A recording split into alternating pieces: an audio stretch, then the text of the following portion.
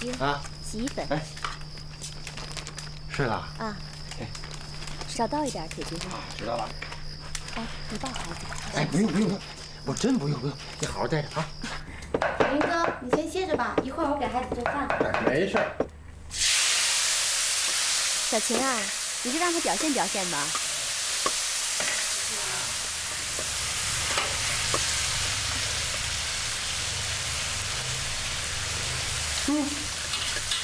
好吃，你尝一口。让我尝尝。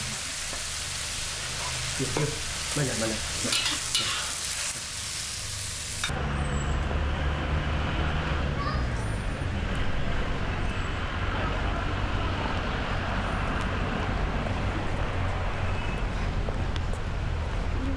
哎，小同学啊，曼景南路怎么走啊？前面向左转。哦，向左。哦，谢谢啊。谢谢。请问，张铁军家在什么地方？就在这里，有弯个拐。哎呀，谢谢你啊！谢谢啊。好。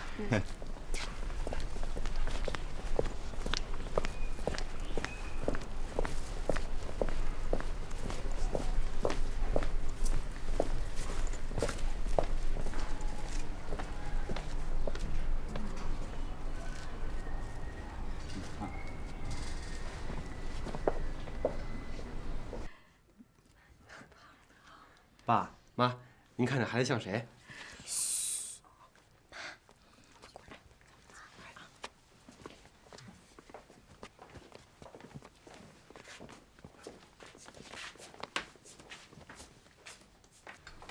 安心不是叫你们早点过来的吗？怎么现在才来呢？嗨，一来是他爸爸在家里有些事，一时脱不了身。哦。二来呢，安心要临产，一定会有好多事啊，都要做。哎，好。我们别帮不上忙，还添乱。再说有您亲家母照顾着，我们就100个放心了。是。都是自家人了，这来就来呗。你们看，还带这么多的东西。我们都知道您对安心特别好，比对自己亲闺女还好。我们早该来谢您。这些呀，都是我们那儿的土产山货，不值钱的东西。哎呦，人参再造丸、珍珠暴龙丸，都是云南的名药，很贵的。都说我们青棉是一屁股坐得3颗药嘛。我们老安呐是行医的，我们也拿不出别的。是啊，我是做医生的，这走亲戚呢，送点药，人家也不会见怪。对，哪能见怪呢？其实啊，我应该到青棉去看你们。青棉我还真没去过呢。妈，我下次陪您一块儿去，我们那儿可美呢，空气好的，连太阳都比广平的亮，花儿都比广平的红呢。青棉的我是要去的，看看那的风景啊，到底有多美，把我们家安心呐养得这么漂亮。妈不是跟你说过吗？好媳妇两头瞒，坏媳妇两头传，这是非呀是越传越多。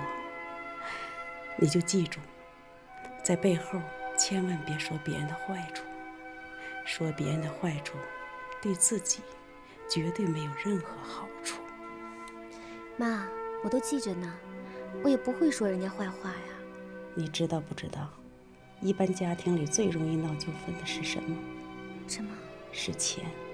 你在你婆家生活，主要是花你婆婆的家底儿和铁军的工资。你婆婆和铁军单位，我看都是清水衙门。我知道，铁军去南德当记者这半年也没什么外快，有偿新闻也不比以前来的公开了。所以呀，你在婆婆家尽量节俭，尽量少花钱，也别管钱。花了钱呢，都记上账。家里的钱，你要是光花不记，时间一长了，都不知道怎么花了这么多，很容易让人误会。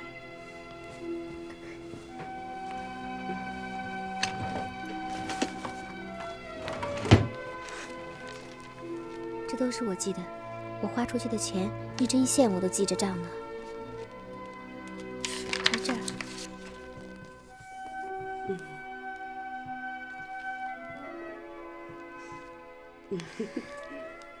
安心吧，明天我和你爸就回去了。这5000块钱呢？这5000块钱留给你，你自己留着用也行，交给你婆婆也行，你自己看。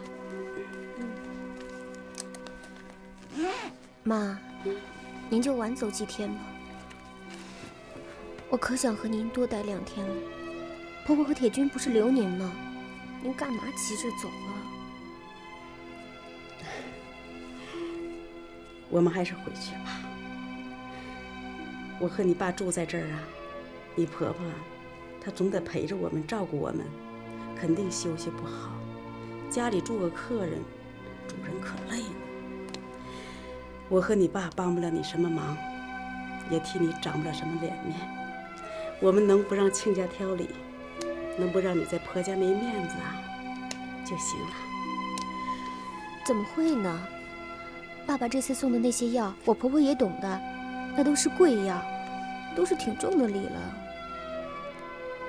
哎，妈，我爸的中药厂现在怎么样了？生意好吗？我一直没有跟你说，家里的事儿啊，我们不愿意牵扯你的精力。你爸爸的厂子早就赔了本，关门歇业已经半年多了，还缠了一身说不清道不明的罗圈债、三角债。二手商还不了他的钱，他也就还不了药农的钱，和债权人、债务人整天打架，就差打官司了。我早就说过，你爸不懂做生意，这样的下场也是意料之中的。我会帮助你爸把这事儿处理好的，你就别跟着操心着急的了。这事儿呢，也别跟铁军和你婆婆他们说啊。妈，这钱你们拿回去，我在这里真的不需要。家里的忙我已经帮不上了，我要是再拿家里的钱，我心里头不好受。妈，您就放心吧，婆婆对我挺好的。你要不用这钱呢，就交给你婆婆。你生了孩子，我们娘家人又不出钱又不出力的，让人家挑理。听妈的话，把钱交给你婆婆。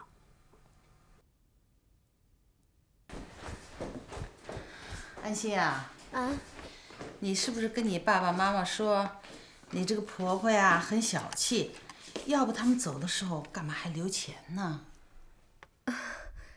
不是，我爸妈来这么一趟，挺麻烦您的，可能觉得心里不太好意思吧。都一家人，有什么不好意思的？给了钱啊，反倒觉得不好了。妈，这钱啊不是给您的，是留给人家外孙子的。安心他爸那是开药厂的，那是老板，比您有钱。这钱呀是给您大孙子见面礼，意思一下的。是吗，安心？你爸爸那么有钱呐，可外表一点都看不出来啊，多朴实啊，可不像有的暴发户，成天是西服革履的，大手表戴着，金戒指戴着，可会摆阔了。你爸爸妈妈这一点啊，还真不错。妈，安心的爸爸妈妈倒是知识分子，你怎么拿那些暴发户跟他们比啊？我是说呀，同样都是发了财的人，这有知识和没知识，读过书和没读过书的就是不一样。在广平生小熊的那段日子里，我努力想让自己忘了毛杰，忘了过去。而且，当时小熊的到来，确实给我、给铁军、给我们这个家，增添了许许多多的快乐。我似乎也觉得我已经忘了毛杰，但在夜深人静，每当被小熊的哭声会被梦惊醒的时候，我的脑子里会不由自主地闪现出毛杰的样子。我不愿去打听，但是我知道那段时间，毛杰在南德受审。还有一个问题，那天你和你丈夫为什么不亲自到乌泉去取货，而要让你的儿子，也就是被告人，去取货呢？那天，我和我丈夫都生了病，所以就让毛姐去了。孩子大了嘛，平时经常帮家里做些事情。我们告诉他，到乌泉找一个拿旅行箱的人，然后把密码箱交给他。我还告诉他，那旅行箱里有一些茶叶，那个人是卖茶叶的。你们有没有告诉他，那个旅行箱里边装的什么东西？没有。我怎么能告诉他这个呢？孩子还小，他不懂这个。那你们为什么不告诉他，他替你们拿回来的是什么东西呢？这种事情，我们自己干就干了，干什么把孩子搅进去？孩子什么都不知道，就是让警察发现了，也是没有责任的。我问完了。公诉人，还有没有问题要问？证人，请问你和被告人是什么关系？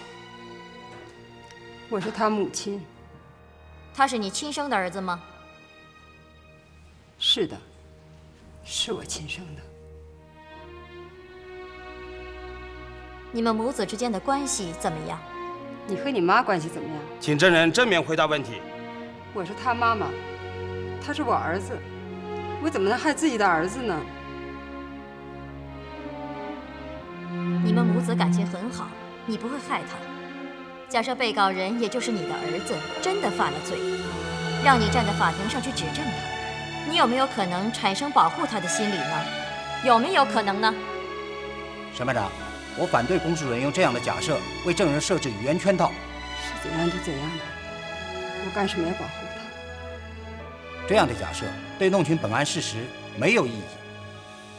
被告人，你原来不是说是那个女的让你帮忙把那只旅行箱拎到岸上去的吗？那么到底是那个女的让你帮忙把旅行箱拎到岸上去的，还是证人梁凤芝让你把那只旅行箱带回来的呢？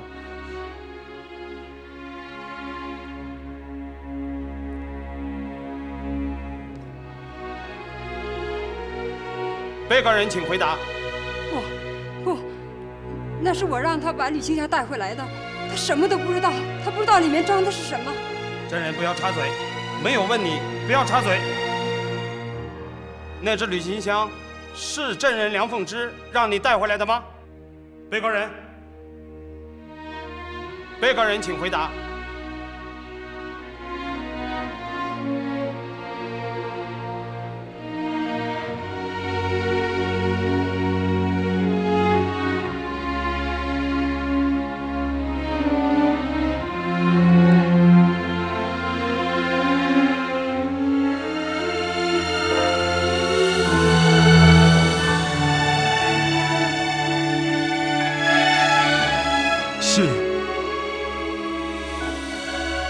是我妈妈要把那旅行箱带回来。你知道那只旅行箱里装的什么东西吗？知道。你是什么时候知道的？是我上岸的时候，被抓住以后知道的。你怎么知道的？是警察说的。警察怎么跟你说的？你那箱子里装的是29公斤高纯度海洛因。海洛因是什么？你知道吗？他把这事情咬得这么死，明摆着就是要力保他儿子嘛。她和她丈夫藏毒贩毒，武力拒捕，铁证如山了。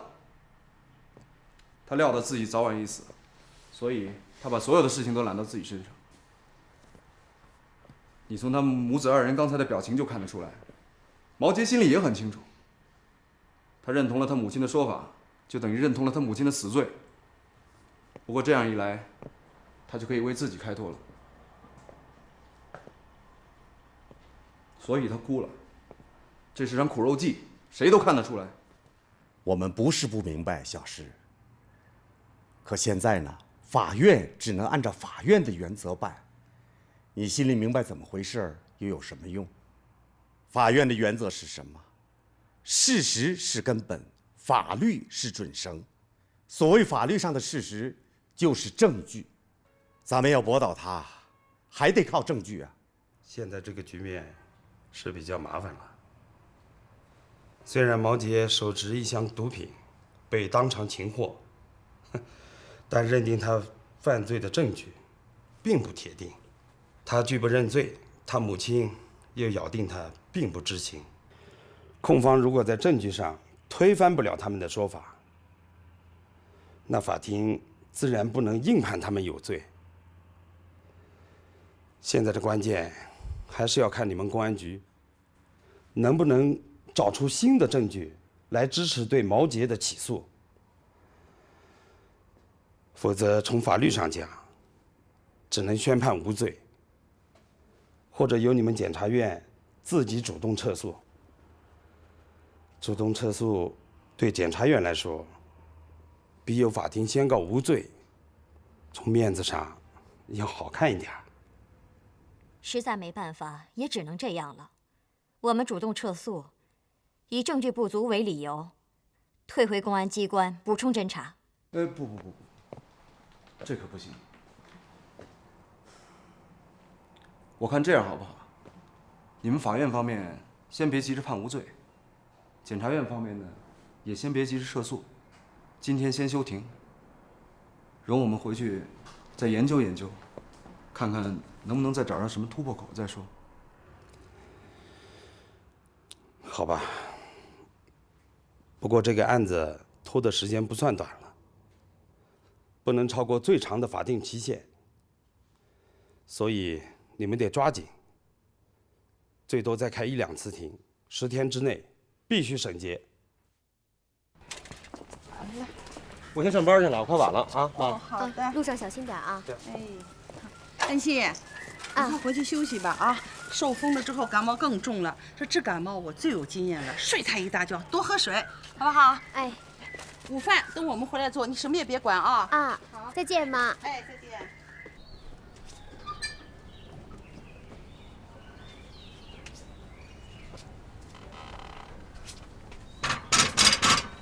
谁呀？我。队长，您怎么来了？快请进。铁军呢？上班去了。啊，孩子呢？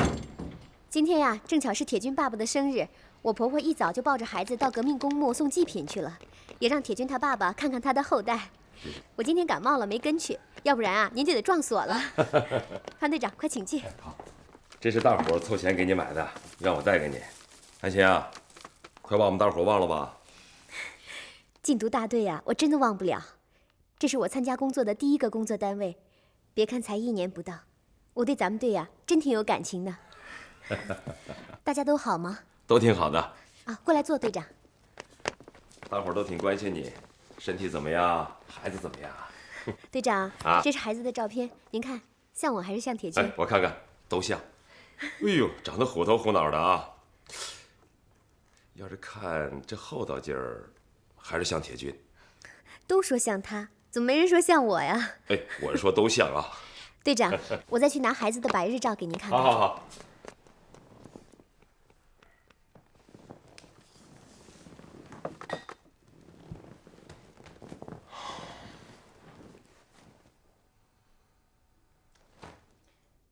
队长。啊。您不急着走吧？他们中午就回来。待会儿呀，我把铁军也叫回来。您来了，他得请您吃饭。不行，中午我还得赶回去。这次我来看见你跟孩子都好，我就放心了。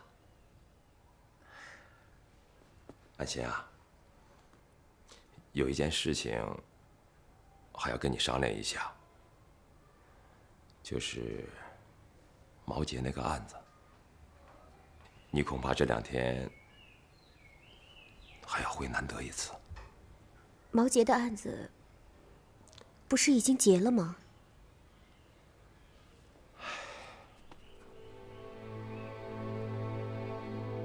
你和毛杰在船上交货的时候，还聊了几句。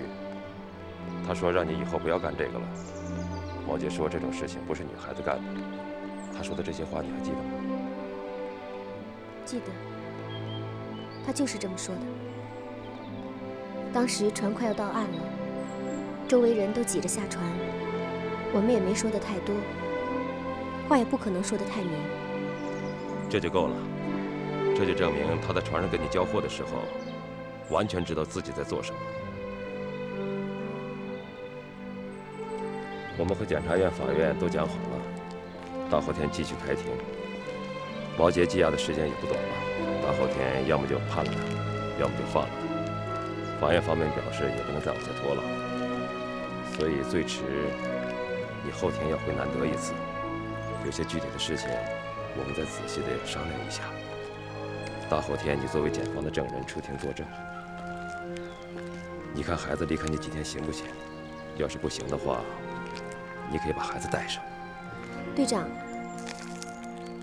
毛杰如果被证实有罪，要判多少年？应该是死刑吧。你在专科公安学校上学的时候应该学过，在咱们禁毒大队又干了那么长的时间，你包里头有多少颗海洛因，你应该知道；多少颗海洛因判多少年刑，你也应该知道。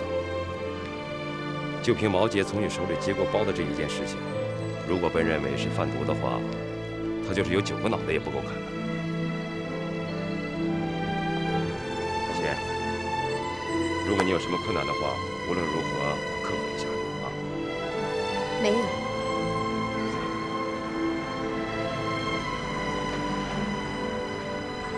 那我走了，多保重啊。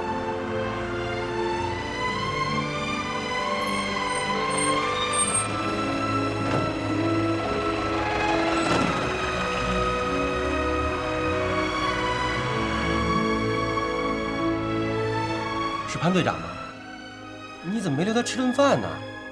他来了，咱们应该好好交代人家一下。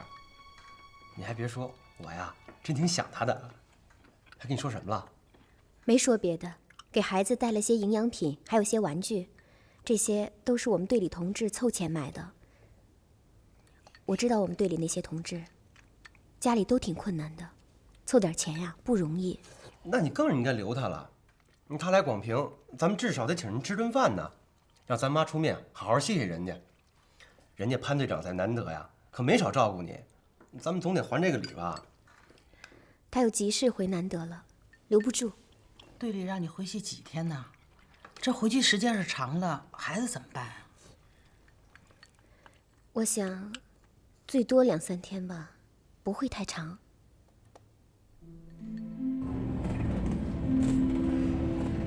在后来的一段时间里，潘队长和队里其他一些人，陆陆续续跟我说了毛杰和他妈妈在法庭上互相开脱掩护的情形。我能想象到那个场面。当然，我知道他们贩毒运毒罪在不赦，但从母子之情、以死相救的单纯角度来说，他和他妈妈在法庭上那样做，确实让我心里震动了一下，有种说不出来的滋味。尽管我知道我是一名警察，我是一个在抓捕现场执行任务的警察，我到法庭上去证明罪犯有罪是我不能推卸的职责，但是我心里确实不愿意由我本人站到法庭上去面对自己昔日的朋友。尽管我和毛杰没有太深的感情，但让我去指控毛杰，并且最终把他送上刑场，我心里还是有些障碍的。也许我受我爸爸妈妈文人气质的影响太大了，在感情上和心理上还没放得这么开。那种特别无情、特别狠的事，我真的有点干不来。我也知道我不该心那么软，和我的职业太不相称了。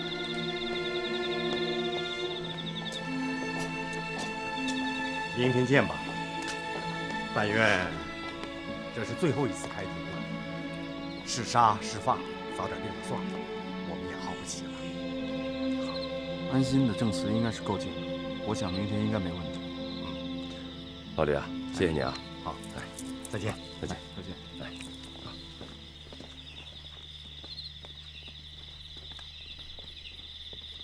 安心啊，你那个房子长时间没人住了，可能太潮。我在市区招待所给你租了间房间，你先凑合一宿啊。不用了，我还是回宿舍住吧。这么些天没住了，我也想回去看看。好，那就随你。老金啊，哎，你开车送送安心。好。那我走了，队长。小心点啊。嗯。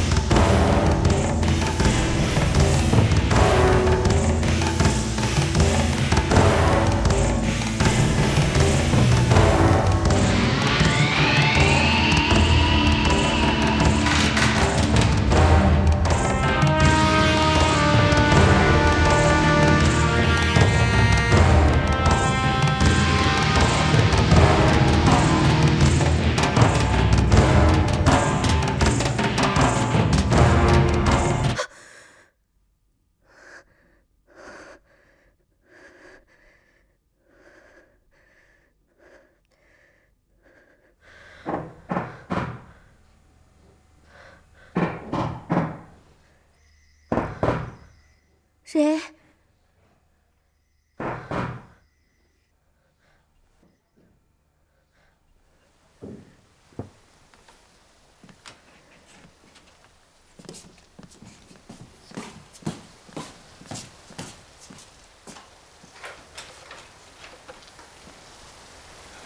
队长。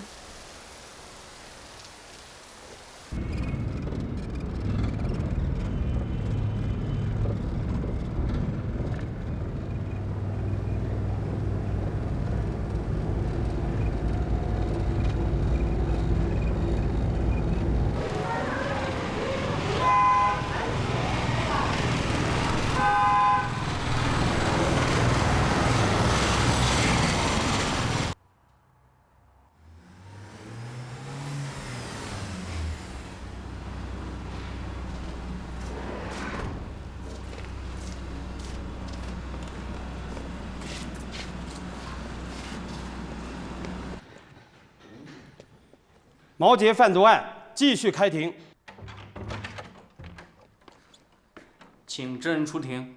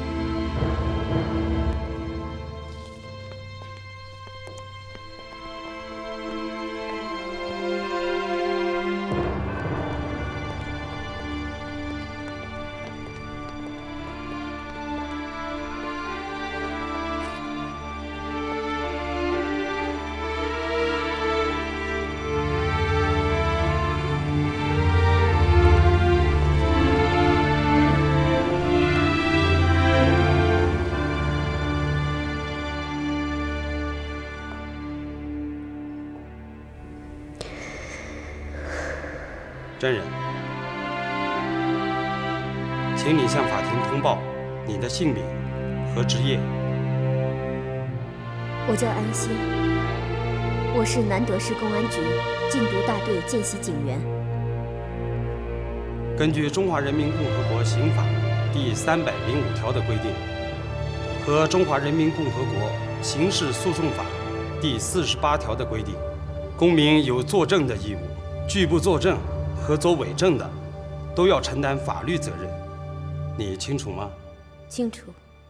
5月18日，南德市公安局在乌泉因被告人倒运海洛因，因而将被告人逮捕。你参加了那次逮捕行动吗？参加了。现在请你看一下，那天你们抓捕的那个接运毒品的人，是被告人吗？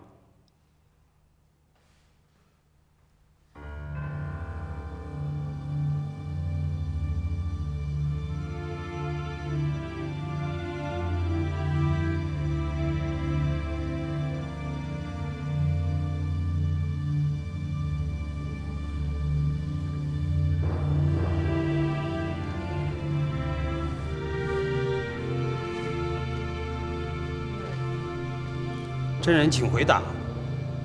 是的。请证人把那天逮捕被告人时的情况，如实的向本庭提供证言。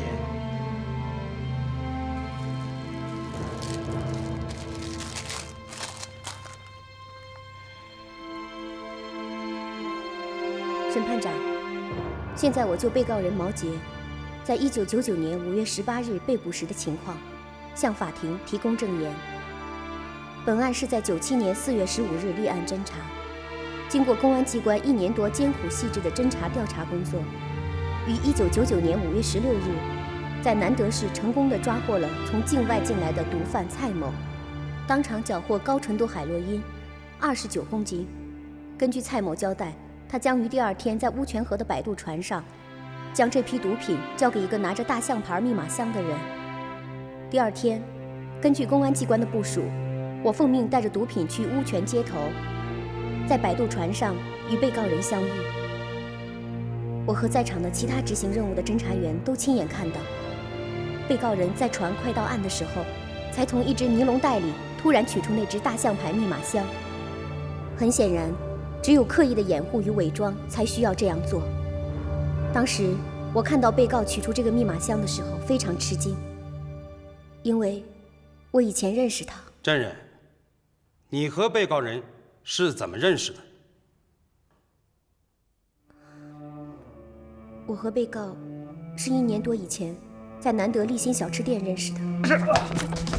那天我们都在小吃店用餐，有一伙流氓和我们打架，被告受伤了，我送他回家。后来我们互相来往过几次。当你和被告人发现互相认识以后，被告人和你交接了那只旅行箱了吗？交接了。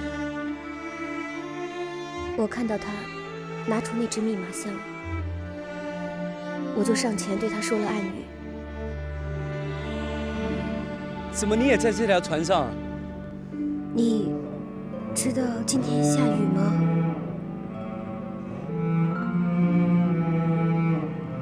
你知道今天下雨吗？今天不下，明天下。当时我们把旅行箱和密码箱都放在地上。他在下船的时候主动拿了我带来的那只旅行箱。你有没有主动提出让被告人帮你把那只旅行箱提到岸上去？有没有主动提过这样的要求？没有。那么被告人有没有提出帮你把这只旅行箱提到岸上去的建议？或者他拿了你的旅行箱，有没有可能被告人想要帮你呢？没有。你为什么觉得不可能？被告人当时跟你说什么了？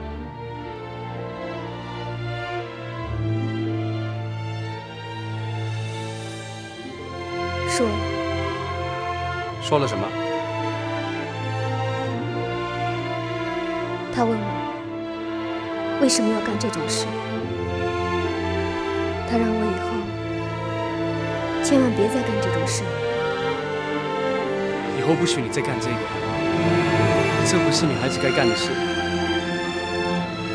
不管你干了多久，这个是最后一次。根据你的理解，被告人让你以后千万别干这种事儿，是指的什么事儿？是指贩毒运毒。被告人毛杰，证人上述的证词是不是事实？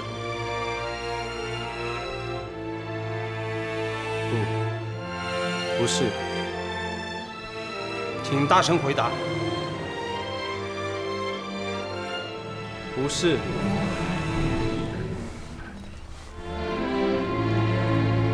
请你详细说明哪一句不是事实？哪一句都不是。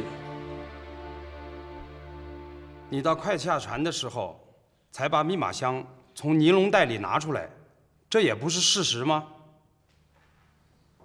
这个是事实。船上很脏，我怕把密码箱弄脏，才把它装到尼龙袋里。快下船的时候，我才把它拿出来的。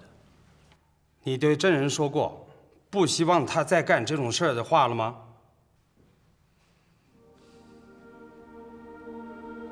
没说过。我因为和他认识，就和他聊天，好像说了天气气候的话，忘了有说没说下雨的事。船快到岸的时候，我问他，这个箱子是不是给我爸我妈带的？他说是，我就拿了那个箱子。证人，你和被告人认识以后，你们后来又有什么交往吗？没有太多交往，在一起聊过几次天儿。你和被告人的关系怎么样？是朋友吗？算是吧，不过接触不太多。你以前对被告人印象如何？你有想到他会参与贩运毒品这种事儿吗？了解不太深，表面上看，他的性格比较冲动。审判长，我没有问题了。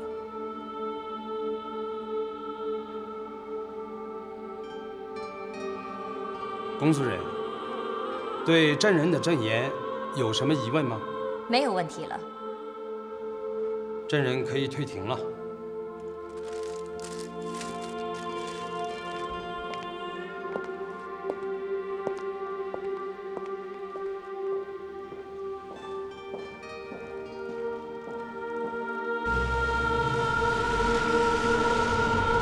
小安，你今天表现得不错，头脑冷静，条理清晰，特别是那个律师的发问，你回答得很有水平，让他抓不了什么了。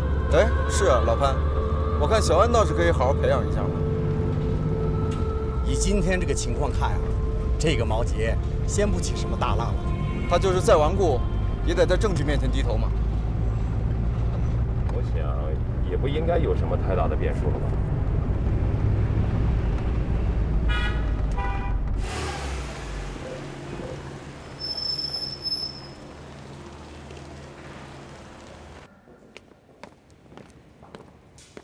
一盏广瓶的。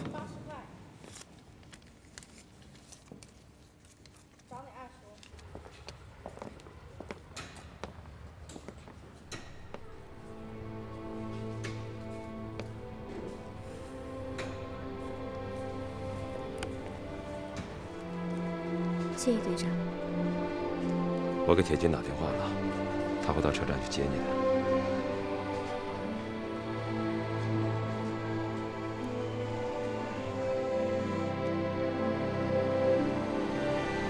安心，毛姐这件事儿，我知道你心里不太好受，这心情我理解。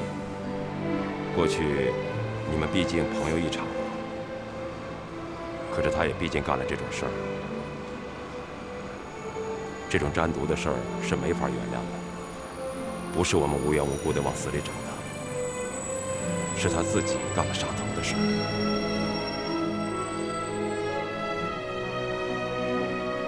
我理解你，队长。你父亲是被这种事情弄死的。我恨毛姐干这个，可你比我更恨。